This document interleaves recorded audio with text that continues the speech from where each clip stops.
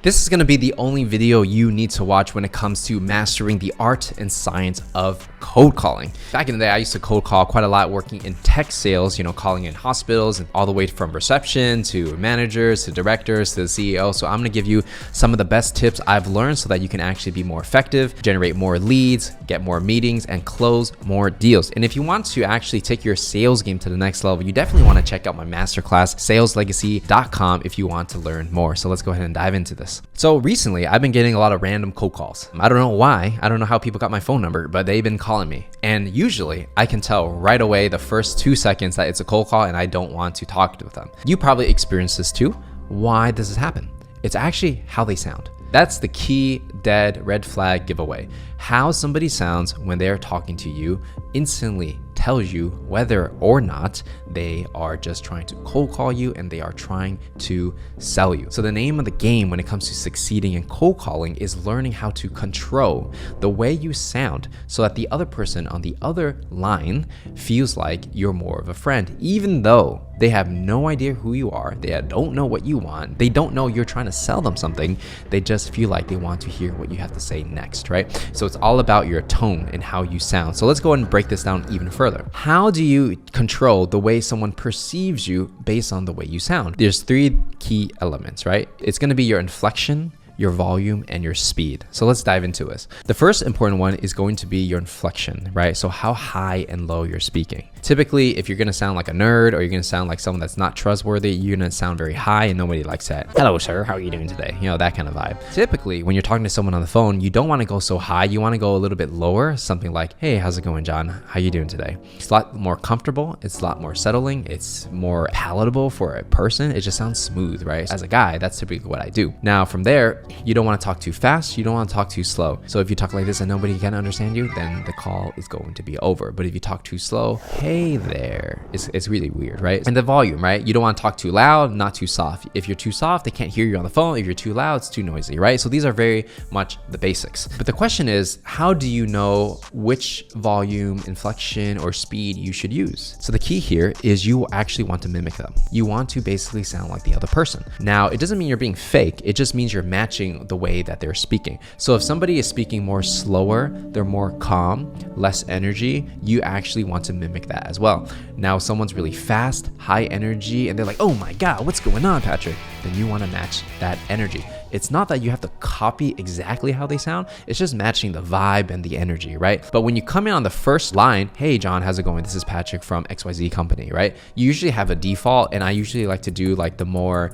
normal kind of speech, a little more cool, a little more like lower kind of voice, so it's more calm and welcoming. That's my default. And depending on how they answer, I'm then going to switch my inflection, my volume, my pacing to match theirs. Because the key when it comes to getting people to like you is they need to see you as someone who is just like them. And if you're able to copy the way they speak, subconsciously, they are going to think you are literally just like them, and they're more likely to listen to what you have to say. We haven't even talked about what you're saying, right? This is actually 70% of the game, just getting the person to like you by copying the way that they sound. If you are kind of selfish in the way you speak and you only want to say it your way, you cannot expect everyone to like you. But if you're able to mimic other people, a higher percentage of people are going to like you much more just because you're more like them. Another challenge that a lot of cold callers have is when you're talking to a potential client, maybe you might be in a situation where the prospect talks too much.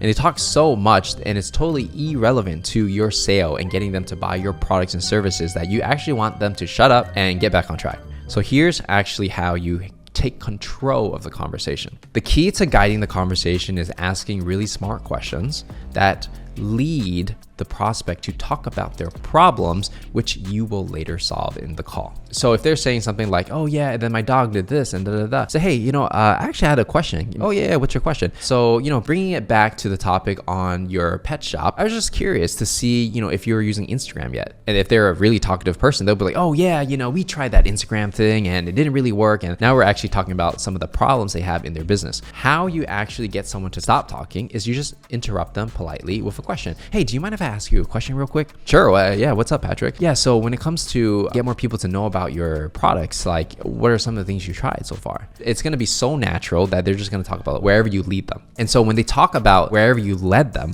what's going to happen is that typically they'll go off tangent again. So you have to keep asking these questions to just kind of have like these guardrails for the conversation. And when you ask the right questions that dive into the person's problems, people love talking about their problems. Let them talk about their problems because they're almost like in therapy. They're venting to you, right? It's not that people talk too much. It's that they talk about the wrong thing that doesn't benefit you. So for you as a professional seller, ask the right questions that lead them into the problem you want them to step into. So let's say you're selling video editing services, helping them cut up their long form content, putting it on social media in short form. You don't want them to go on a tangent, right? So you just start the conversation and say like, hey, you know, I noticed that you post a lot of videos on YouTube and they're doing really well. I was just curious, like, why haven't you considered cutting them up and putting them on TikTok? Oh yeah, you know, I really want to do that, but, and then they go into their problem, right? Right off the bat in the first, minute of the conversation, 2 minutes of the conversation, you're already talking about the thing you want them to talk about, right? Don't let them control the conversation.